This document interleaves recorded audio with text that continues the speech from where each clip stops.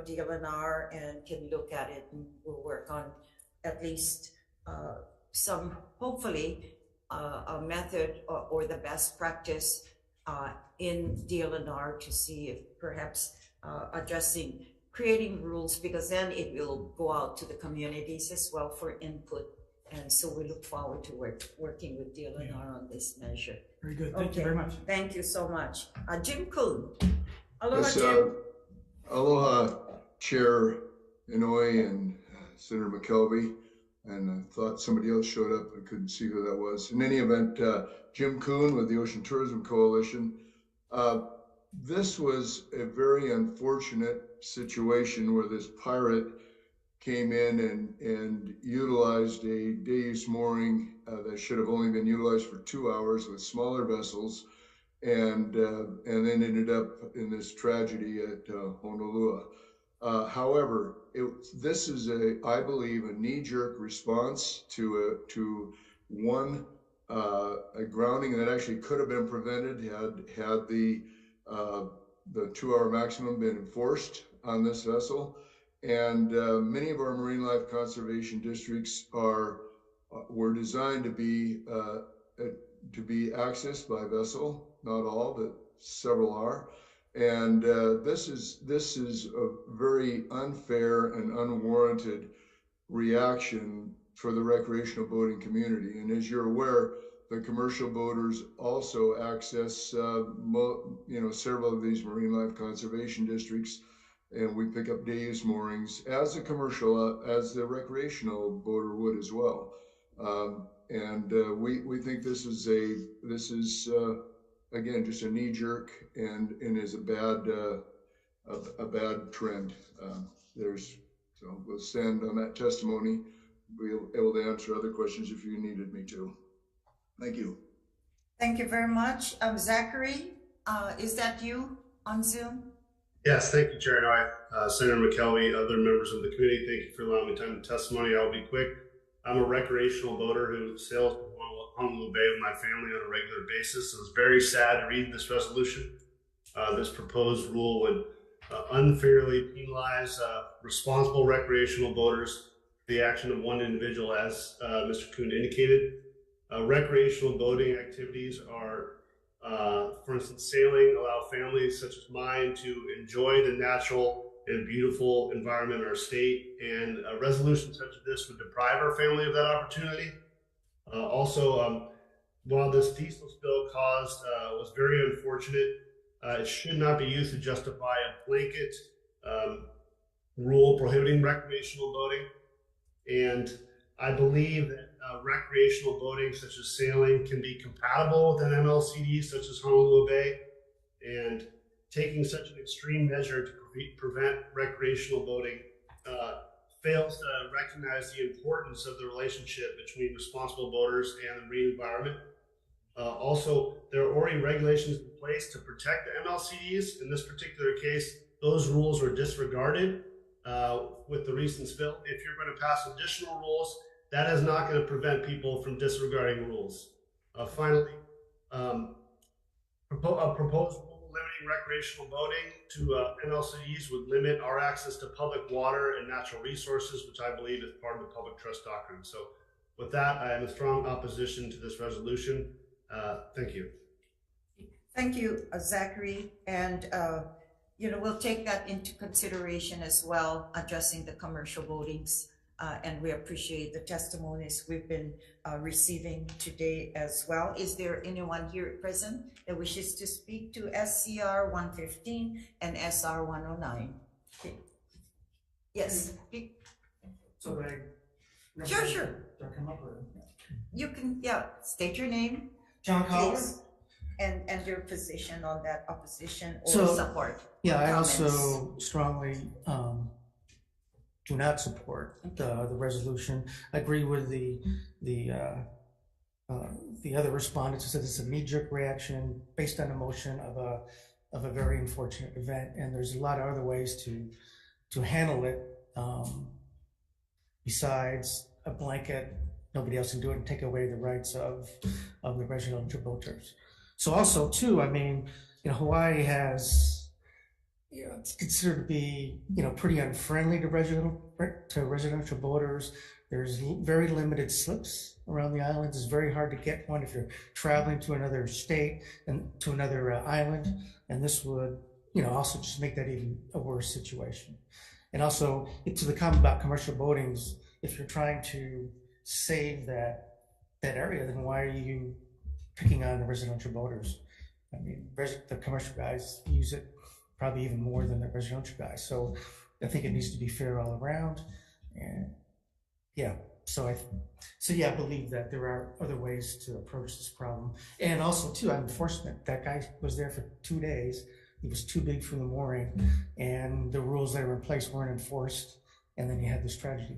So there's also an ask to consider adding the commercial boaters as well to this resolution. So it'll affect, I guess, all seafaring boats. And I believe that's unfair as well. So, okay. All right. Thank you. Thank you. Anyone else here wishes to speak to SCR 115 and SR 109? Come up forward, please. State your name for the record. Thank you. Yes. My name is Sean Doyle. Thanks for having us down here. I was born into the boating community here in Hawaii, and oftentimes recreational boaters can be vilified, when in reality, these guys are in support of the conservation of these zones. And these are, people who are strong advocates for that sort of thing in our communities. Just like a lot of the previous comments, a lot of people do say that Hawaii is very unfriendly to boaters. And that's due to, lack of slips, facilities, and safe anchorages. And Honolulu Bay and some of these other spots are some of the only safe anchorages for these boaters to access, to get out of the winds and the waves, as you guys know around here can be pretty unfriendly. In regards to the grounding of the Nakoa, it was a 5-gallon jug diesel gas that was leaked onto the reef. That was in the bottom of the vessel. Most fuel tanks and things like that on boats are encapsulated in titanium or other hard alloys and are built to withstand groundings, of this sort of nature, and in which case we saw in this vessel. Again, I think it's a knee-jerk reaction, but I think that there should be some limitations on who is allowed to access these areas. Maybe some ideas could be limiting the size of boats to 60 foot and under. Could be limiting the tonnage of the boat or the weight of the vessel to 100 tons or less, and creating some sort of guideline that would allow, some of the smaller boats to safely access these areas. Okay. Thank you. Thank you. One thing that I could add, and just for assisting the department as well, we're talking about conservation districts, whether it's marine or on land. And so, reflecting on that, should we even be allowing as you mentioned, the last speaker, to even consider getting into the conservation district, the marine reserve. So, hopefully that the department can work out, some details, whether go immediately into rulemaking or decide to have informational briefings in communities throughout and working with the legislature. But we need to manage our marine life areas, no different than we also try to manage our conservation district lands as well. So this is very unfortunate. And again, it's very interesting because that boat was a pretty nice boat, but traversing around those areas, I think, we just have to pay attention. We're driving cars, we need to pay attention to the roads. And if you're on seafaring ventures, I think you still need to be awake and make sure that you manage your entire day on boats. And that's why there's discussions in the committee, and I'm happy that, this committee has been very active in looking at, how we manage and having on recreational boatings as well. Do we need to make sure that there's expertise and those with some knowledge of adopting and managing and creating and teaching, that anyone that gets on a boat, particularly recreational and those on tour boats, you know, we discuss areas like making sure that we have somebody on board with some sort of a training and licensing, so that you can make sure that everyone concentrates on moving and managing any type of vehicles, whether it's on marine or on land, to make sure that we prepare ourselves, particularly when you're entertaining visitors and families and whatever. Okay, thank you, exactly. Can I ask a quick question? Sure, Senator McKelvey, can you move Oh, your yeah, the speaker? microphone. I'm sorry Yes. about that. Actually, let me go ahead and grab DLNR. Sorry, Megan. No, we've heard the concerns, and obviously not all MLCDs are created equally. You know, like Molokini, for instance, it's you know, well regulated. Do you think that the committee perhaps should amend the reso to call upon limiting the size of vessels, as was discussed earlier, and or increasing enhanced penalties for violations within the MLCD, so that, say, people like the NACOA boat owner go in there and do what they did, that by them just doing that and being overnight and violating the 2 hours, there's now enhanced penalties through rules for that kind of activity? I guess that would be up to what you guys decide.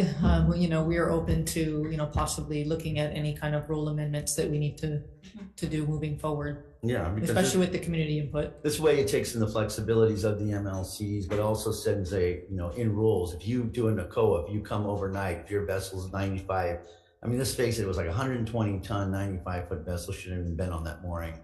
And this way, when they're caught, you know, hopefully with the new doe care officers coming out online, that there are enhanced penalties and rules that could allow them to be, you know, be used to get them. Yeah, understood. Okay. Yeah. Thank you. Thank Yes. you, Sheriff. And this is good discussion, because then, you know, the agency is willing to assist in Yeah. whatever we need to address. Just one comment though, the chair would like to say though that I kind of disagree with saying that, you know, the boating industry or the department or Hawai'i lacks and don't support boaters, but you know, it's where we are in an island state. And if the concentration of the kinds of peers we have on all the other islands, and it rests with us as well here at the legislature, because if we don't provide the resources to the agencies, they won't be able to make good on increasing capacity for all of our harbors, and particularly the small boat harbors. And we understand that as well. And if we don't contribute to the agency, it's never going to be done. But they have tried to, you know, doing the improvements, such as, and I can say over time, in the many years we've been around, that the proposals were always to lease out and do a public-private partnership. But they've tried, and if it gets shut down by either this place here as we speak, or other actions, you know, we just move on and make sure that we can address. And this committee has been very, very active and wants to see the resources given, you know, to our small boat harbors, because I agree with some of you, we have been neglected in our role to provide that as well. We'll move on to SCR 140 and SR 215, requesting DLNR to investigate. Oh, okay. Did we have them on our list? Okay, I'm so sorry. I understand it's been brought to my attention. There are some Zoomers out there in Zoomland. Okay, I see I see a female, so you must be Andrea. Yes. Okay, thank you. Thank you for bearing with us. No, thank you. Thank you for allowing me the opportunity to speak. Regarding SCR 115 and SR 109, I would like to oppose this resolution. This resolution, I know we've had some discussions just now, but this resolution only bans recreational boats. And the Nicole was a commercial charter boat, that broke already established mooring rules and day use rules in the Marine Conservation District. So a commercial charter boat broke the rules, and we're punishing recreational boaters. Commercial charter boats, I know in this instance, was just the owner, breaking the law and having his own time. But usually the recreational boats are kama'aina locals like me, who have been born and raised and grown up on these islands. And we respect their environment. I'm always diving underneath the mooring where a commercial boat was recently anchored or moored, and picking up trash from the tourists that were there. Or we see tourists who are chasing wildlife, who aren't respecting the environment, standing on the reef, and yet we're only looking at one side of the story. I don't think that's fair. Thank you, Andrea, your time is up, but we appreciate your input as well and take it very seriously. Okay. James Callahan. Thank you, Chair. Thank you for including me this afternoon. The DLNR Division of Boating and Ocean Recreation Day Use Mooring Program has stalled. The Malamakai Foundation, in partnership with DOBAR, created a day mooring program in the 90s. Officially, there are 175 day use moorings statewide. Malamakai Foundation published a guidebook in 2009. Maui County day use moorings in this guidebook, there's no mention of day use moorings at Honolulu Bay. And when we look at DLNR DOBAR's list of moorings on the island of Maui, there is no moorings indicated in Honolulu Bay, yet there are many moorings present in the bay. The Hawaii Coral Reef Initiative collaborated with DOBAR in 2017 to gather comments and suggestions on the day use program. They found mostly commercial operators who are installing and maintaining unsanctioned moorings. They found that there is a large ratio of unsanctioned moorings to sanctioned moorings across the state. They also found that each island has a different set of issues that need to be looked at. The purpose of the Hawaii Marine Life Conservation District is to protect fish.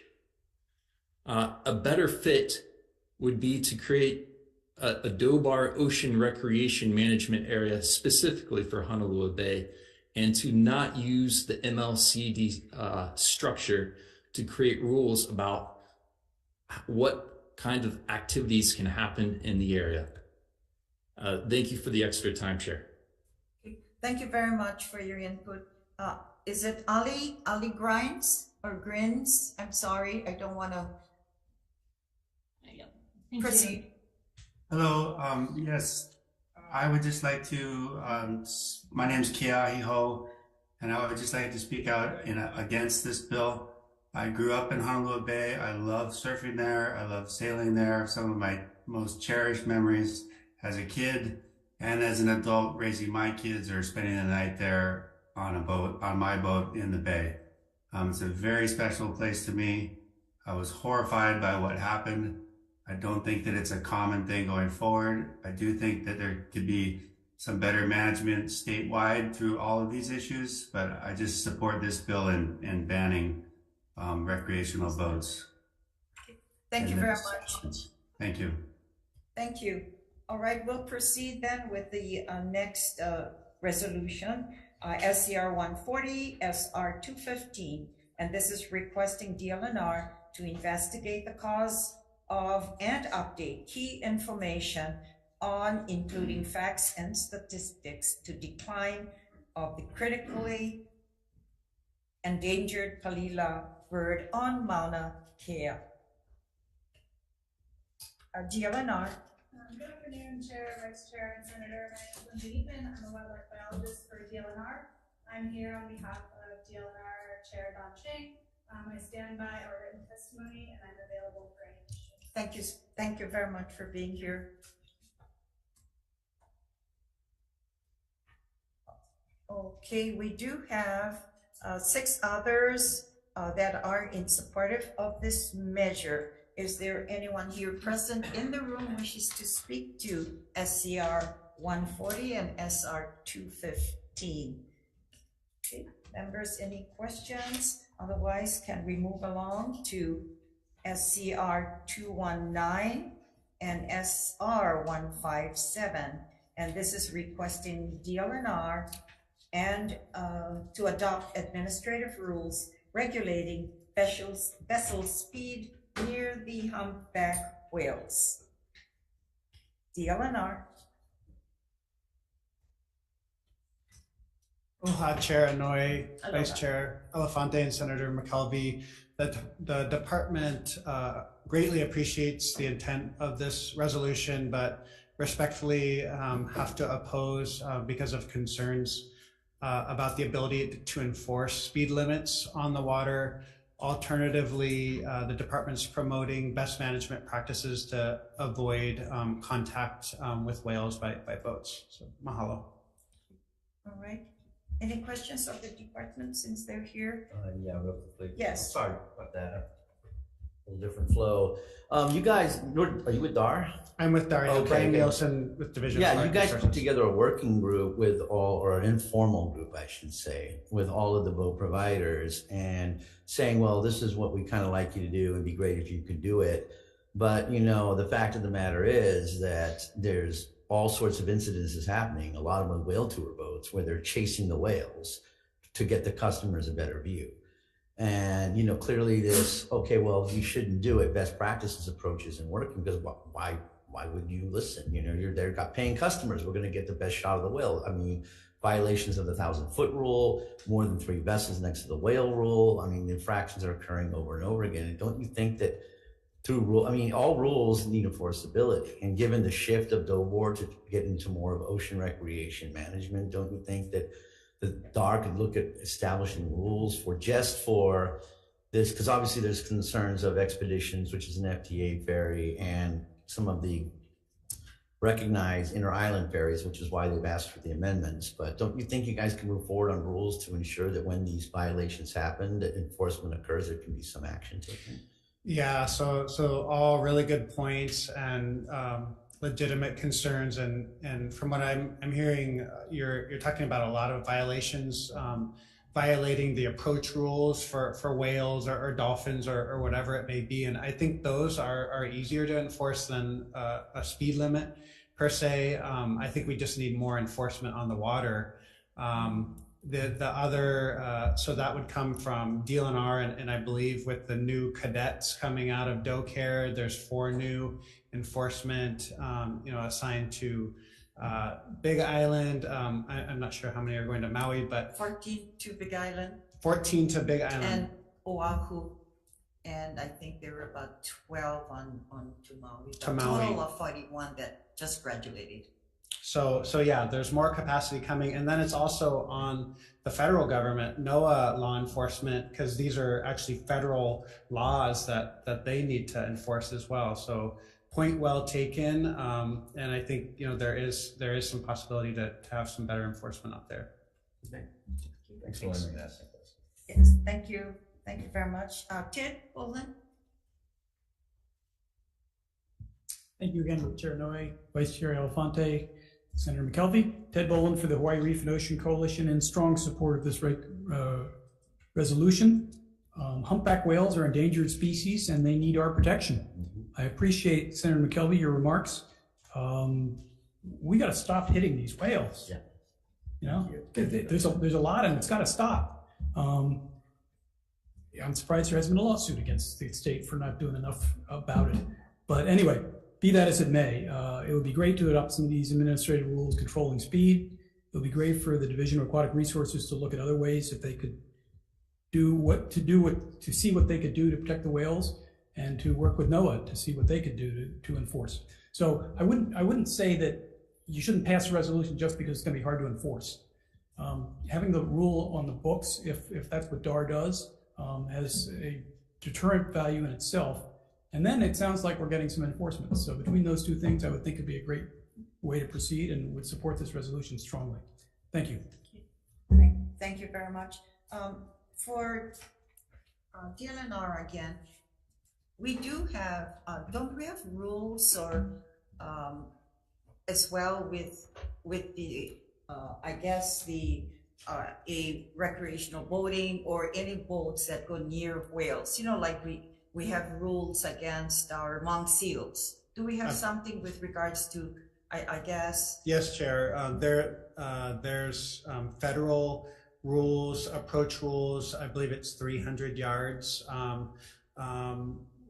for whales and spinner dolphins as well. And then, you know, you're also not supposed to try to directly drive towards those. You're supposed to try to avoid, you know, disrupting their behavior or getting in front of them. So you're right, there is federal rules. But do we have our own state rules though? So there is you're talking about outside of the 300 in our territory, because we did the 300 within our area, that's state, right? So there is some federal preemption issues with the Marine Mammal Protection Act where we're not allowed to create rules to protect marine mammals protected by the Marine Mammal Protection Act. There is a carve out for some of the doughbore vessel rules, so there is a little bit of leniency, but you know, like that recent case in Kealakekua Bay, where DoCare issued a citation, we heard from NOAA saying that we were preempted from issuing that citation, so they're now taking that over as a federal investigation. Yeah, so there is some of those issues. Okay, all right. Yeah, there is concerns as well, but I, you know, I'm happy that this resolution is before us because this is still part of an issue. Absolutely, agree. Yeah. Thank you very much. Any questions for DLNR as well? Now, let's see. We did receive communications with some comments as well. Yeah. Another one? Okay. Zachary, are you there still? Yes, Chair. You're testifying for this measure. Proceed. Yes, thank you, Chair, Vice Chair, members of the committee. I'm testifying today on behalf of the Ocean Tourism Coalition. While we fully support the protection of humpback whales and appreciate the importance, we would like to note that there are existing regulations in Maui for the Humpback Whale National Marine Sanctuary that have been very successful. And that in this particular resolution, the vessel speed limit limitation of 6 knots within 400 yards is unpractical and unnecessary, we believe, and could lead to dangerous situations for boaters who may need to quickly maneuver or avoid collisions with whales. Instead, we recommend the resolution be adopted with language that requires boaters to operate their vessels reasonably, prudently, and to avoid humpback whales, considering the time of day, time of year, and other relevant factors, opposed to a hard line limitation on 6 knots within 400 yards. With that, we'll rest on our written testimony. Thank you. Thanks, Zachary. Okay, is there anyone else who wishes to speak to SCR 219 and SCR 157? Hearing none, we'll proceed with the SCR 225, and this is requesting DLNR, let's see, on the division of boating and ocean recreation to amend Title 13, Chapter 241 of the HRS to expressly require that all vessels required to obtain insurance in the state regularly provide proof of insurance at least on an annual basis. DLNR. Good afternoon. Megan Stass, the Assistant Administrator for the Division of Boating.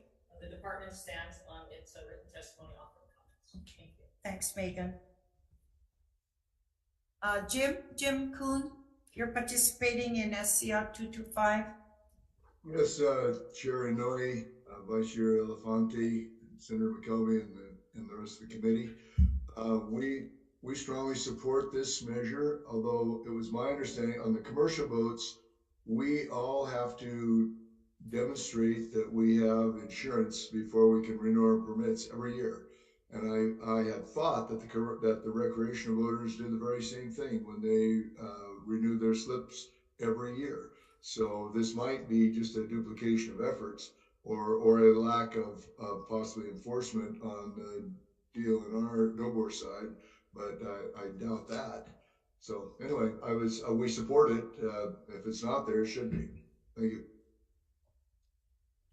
Thank you very much. Dopar, on Megan, on annual basis, you do and new issuance of permits as well. Don't you already require, or you ask for their insurance coverages? Right, we ask for insurance coverages for any vessel that has a slip within our facility itself. The other thing that we do is for vessels that are registered, that are 26 feet and over, they are required to show us at their time of renewal that they have insurance. The one that we wouldn't have would be vessels that are lower than 26 feet, that are not within our facility, or Coast Guard documented vessels that are not within our facility itself. Okay, yes. Now, with that said though, then would we probably include insurance for all? Proof of insurance. Proof of Well, insurance. that's the point you said. The issue that's come up. It came up once, obviously, with our infamous NACOA, but that's a separate question I had for you. But then with the recent groundings, and with the testimony, if they're not in your facility, let's say they have an offshore mooring, they wouldn't be required to give you any kind of proof of insurance on any kind of basis, would they? They would, if it's an offshore mooring that we oversee and manage, yes, they would still have to show us insurance. I think the issue would be with this in general is that the way that the statute currently reads for trailered vessels, it's 26 feet and over. So we still wouldn't have any type of ability, even if we amended our rules, to ask for it unless we change the law. The thrust of the reso was, the boat owner, NACOA, they got proof of insurance, they got the permit, and then they canceled it. Do you think, like we do with, like, for instance, with Aldro, types of cases where if you cancel your insurance, the insurance company is required to notify DOBOR, that perhaps this is something that could be taken up in the interim insofar as trying to provide notification of? So that's an issue that really came up, right? Right. Show proof of insurance, and then I call up and say I want to cancel my insurance. Right. So as long as we're listed as an additional insured, majority of the insurance companies, if somebody does cancel, will send us notification. Then how come Yes. they didn't notify you in the instance of the? In the instance of the NACOA didn't have a permit with us, so we weren't required to be listed as an additional insured for that particular vessel. Okay, but they were clearly over 26 feet though, right? But they're a documented vessel, so they would not need to have insurance. Okay. So the 26 foot rule is for any trailered vessel that comes out, that's Hawai'i registered. So there's this gray area with Coast Guard documented vessels about, we wouldn't be able to ask for insurance based upon the way that the law is currently written. So we would have to amend this in statute then if we were to try to address this kind of situation. Yeah, then I'm not sure if there would be any kind of legal authority for Coast Guard documented vessels because they are federally documented. I couldn't answer that particular question for you. But with regards to our own regulation, we can make some changes, as you suggested. Yes. Can you probably, Senator, since this is your resolution, and maybe work with Megan and staff to make an amendment to this resolution to include, the areas that are not covered, like the 26-footer and less. Yeah, if you could give us some time, it's a single referral one, right? Yeah, exactly. Okay, so yeah, we'll work with the department and with the voting community to try to address that's the most important thing to stress, is that we want to work, because this situation is pretty loophole. I'd like to pass this a resolution because we are, I think deadlines is next week sometime. And so can you maybe kind of look at it and work with Brad now to see if we can just make some changes? Sure, I can try to do that. I have a bunch coming up next as well. Yeah. Okay. And then I think in the meantime, I think staff, you and Scott, you understand what the issues are? In a sense, yeah, because they can in the meantime. And I also have another hearing I have to leave for at 2 o'clock. Right. But the other thing that we could do, senators, is that we could look next section at amending the HRS that has it as 26 feet and over for trailer vessels, if that's something that you're interested in. We put that into the resolution. Well, yeah, that's why I wanted to add this Yep. to this resolution and work on it now. Exactly. So we're on the same page. Okay. Thank you. All right. Anyone else wishes to speak to SCR 225? Okay. Come on up, because we, so those in Zoom land can hear you as well. My name's Kate Thompson. I'm a voter, and I'm just a little concerned about getting access. I'm concerned about the 26 feet thing, because I know that the trailered vessels are having problems using like the Colleen ramp because they have it too expensive of insurance. And so they're all going to Waianae Boat Harbor because they're getting X'd out of private harbors. And also kids sailing, youth sailing programs, are they going to have to be insured if they're under 26 feet, or if they're trailered? Places like Hobie Cat races and that stuff. So that's just came up for me now. Thank you very much. Okay. Thank you. Okay, we're moving along. Let's proceed then to SCR 225 and SR 165. And this is requesting DLNR to implement an immediate fine for grounded vessels that have reasonably caused significant damage to the environment or created a material burden on the state for its removal. DLNR. Good afternoon. Megan Stats again for the Division of Boating. The department stands on its written testimony offering comments.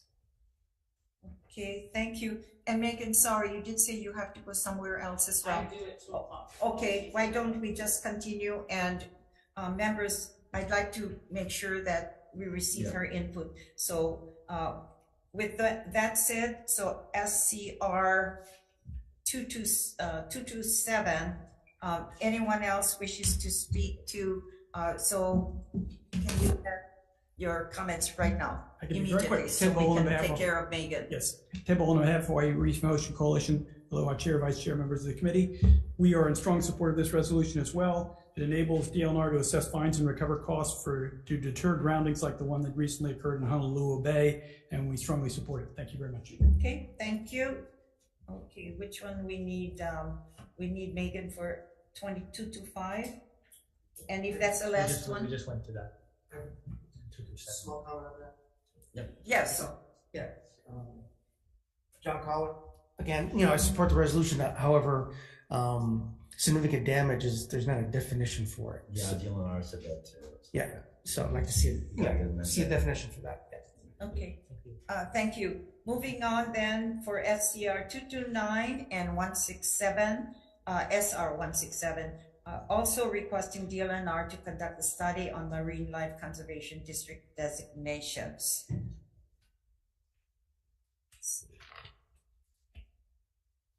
Okay, and why don't we, Megan is there, we'll accept her comments right after. We'll proceed then to just hearing Jim Kuhn on Zoom. Sorry. Yes. We're on SCR 229, Jim. Yes, Chair. The Ocean Tourism Coalition supports the intent of this, but frankly, DAR, we have the ocean boating community has agreed for the Ocean Stewardship Fund to kick in starting January 1st, 2024. It's going to provide a huge increase in Department of Aquatic Resources funding, and they are already taking advantage of having community meetings in their Holomua initiative. And I think that we should give them at least another year. They're moving quickly. They're going to have funding, and I just think that this particular resolution could actually sort of micromanage them and slow them down rather than helping them. So because of that, we're in opposition of this resolution. Thank you. Is there anyone else wishes to speak to SCR 229? Okay. Hearing none, let's proceed then to SR 83, and this is requesting the Task Force on Beach and Water Safety to resume convening regular meetings as mandated by law and provide a current status report to the legislature. Okay, DLNR. And good afternoon, Chair, members of the committee, Kurt Cottrell, Administrator, State Parks for Don Chang, who couldn't attend.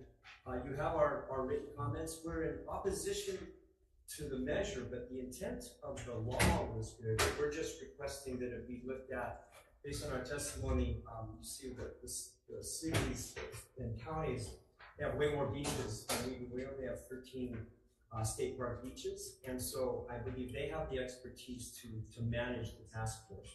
Thank you. Thank you very much. Anyone else wishes to speak to SR 83? Seeing none, hearing none, we'll proceed with SCR 52 and SR 47. And this is requesting LRB to study potential solutions and make recommendations for a long-term management plan for Sunset Memorial Park. Okay. Anyone from LRB, the Legislative Reference Bureau? We did receive their comments. We did have 2 support communications. Anyone wishing to speak to SCR 52 and SR 47? Seeing none, we'll proceed with SCR 116 and SR 108. And this is requesting the auditor to conduct a performance audit of all the programs within the State Historic Preservation Division of the DLNR. Okay, DLNR. Hello, Madam Chair, Vice Chair, members of the committee. I'm Al Downer, Administrator for the State Historic Preservation Division. Department stands on the tuition comments. Okay, thank you as well. The Office of the Governor, the Auditor sent communications comments as well, and we have been in contact with them previously. Or do we have the Auditor's Office here? Oh, okay. On behalf of the Office of the Auditor. Why don't you come? We'll stand on our office. Oh, okay, that's fine. But we thank you for sending your comments, and it also gave us some alerts. So our staff has been working, I understand, clarifying some of the language. So we really appreciate the comments. Okay, thank you very much. Anyone else wishes to speak to SCR 116 and SR 108? We'll proceed then with the last resolution on our agenda, and this is SCR 224 and SR 162, and this is requesting the auditor to conduct a comprehensive management audit of the Division of Boating and Recreation of the DLNR. Department stands on its written testimony offering comments. Okay, thank you. Thank you very much. Scott Allen, thank you for being with us today. Good afternoon, Chair, Vice Chair, and Committee. I apologize that my written testimony states that I oppose SRC 162 when in fact I support it wholeheartedly. Okay. But ours say support. Okay, good. Yeah. It says support. But specifically it says I oppose. Yeah. So my level of support for this audit can be best illustrated through a story from this legislative session. During questioning from the House Committee on Water and Land in regard to HB 1089, DOBOR's administration indicated that because they don't think harbor permittees should be allowed to live on their vessels, they stopped issuing available liveaboard permits 4 years ago. Refusing to issue revenue-generating permits in harbors that continually have a wait list of people willing to pay double the base mooring rate for their right to live on their boat makes me question the judgment of current DOBOR administration. This decision alone would have resulted in a loss of millions of dollars in permit fees over the years, which could have gone into our special boating fund to maintain harbor infrastructure. I support this audit. However, I would like to caution that many in the harbor community believe DOBOR has been deliberately mismanaging the harbors to support their clear desire for privatization. Refusal to issue available permits at the expense of revenue which could improve the harbors may support this claim. An audit should take this into consideration. Thank you for this opportunity to submit testimony in support of this resolution. I will remain available for questions. Okay, thank you very much. There's some interest in this measure. We had a communication in support, 21 sent testimony as well. Let's see. Is there anyone else wishes to speak to SCR 224 and SR 162? Okay. Yeah, come on up then.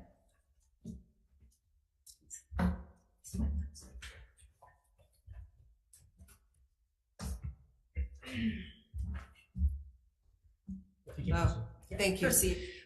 Thank you, Chair Noy and Vice Chair Elefante. Appreciate all your questions, and thank Say you. your name again. Yeah, Kate Thompson, voter, and Senator McKelvey, I really appreciate your insightful questions, both of you, to Dilbor and DNLR in previous hearings. And some of the answers I find are evasive, and that's some of the problems that we have with Dilbor is not getting exact answers. And for projects, we've had a lot of what the paper has called debacles or fiascos. With like the Honeybee contract, a big contract out on the 800 row for the electrical, took over 3 years. All the people that were paying less rent moved into the more expensive rent, but got to keep paying the less rent. We've had so many issues, and we really want to keep this harbor accessible to the public and not, some of the issues that have come up with Colina are that, that people have to pay to park, that they won't take like my visiting boat to go around the island. They won't take, and my boat meets all the standards, but I'm considered a transient boat because I don't live at, or have a mooring at Colina all the time. And more we privatize, the harder it is. And thank you so much for this bill. Okay. Colina it's is private, important. yeah. It is, but it's DNLR land. I mean, we gave it to them with some understandings in the beginning the public would have access. And there were big fiascos with the boat ramp, and the people, locals don't even go there because of the high insurance. Well, we can always revisit and kind of have a workshop again with Colina. Thank you. Just another communication. And as often, any other kinds of development, whether it's on marine life or whatever, but sometimes we allow and agree with developers at the outset of their projects, and then later on somehow it becomes more private and forget that they're supposed to be serving the public as well.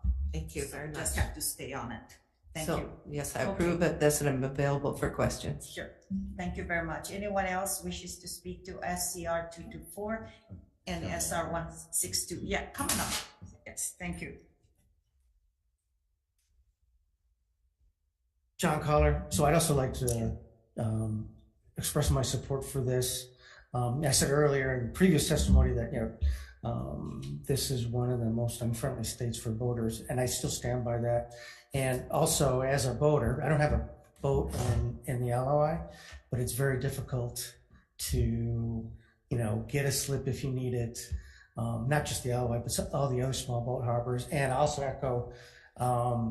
Colina's got to be the unfriendliest marina I ever experienced. They don't, they just hang up on you, ask for a marina. They don't even, their policy, I believe, is that they're not going to take a transient boat. And I think over time, if I remember that developments, over time, owners have changed, yeah? Yeah. And that's the issue as well, too. Yeah. So we got to revisit and make sure that new owners understand. Thank you. Thank you so much. Appreciate it. We are going to lose our vice chair soon, and so let's go into decision making. And there were some good insights today. We're going to be going into decision making right now. And thanks for the information, because these are good resolutions as well. And particularly, I thank the auditor's office on the 2 resolutions, and they've been very helpful as well. Okay. Let me go into DM. I have a suggestion for that. Okay. All right. Okay. Wait. Why don't we deal with this now? Okay.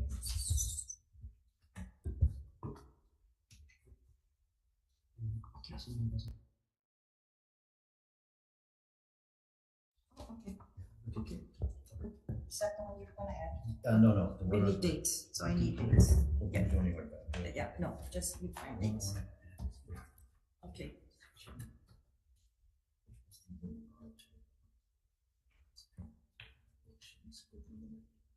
We have language on.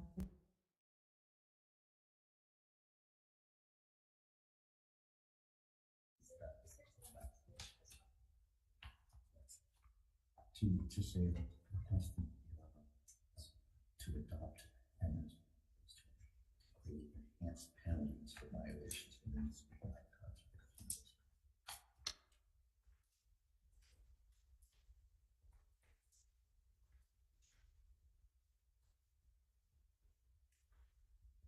It's in that, right? Not taking out. No, it's well, no, we're gonna remove. Good one. Let's defer it to the same time. Yeah, this is for the same thing. Okay, perfect. So all I need is date what? Yeah, sorry about that, Chair.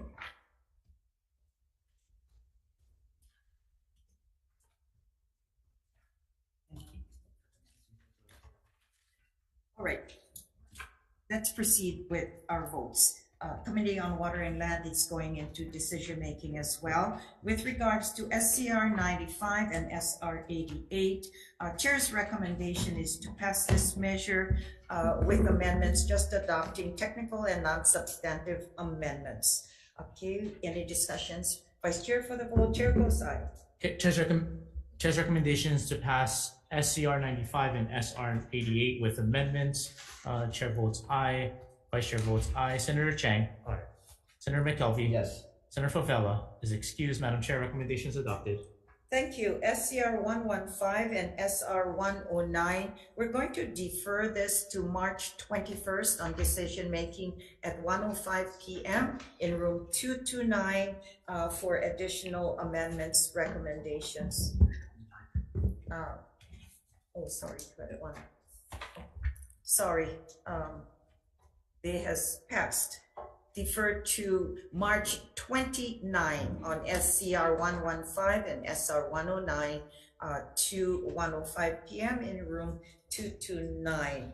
Let's proceed then with decision making on SCR 140 and SR 215. And this will, Chair's recommendation is to pass with the amendments, adopting technical and non-substantive amendments. Any discussions? Hearing none, Vice Chair votes aye. Okay, of the 4 members present from Water and Land, any no votes or votes with reservations?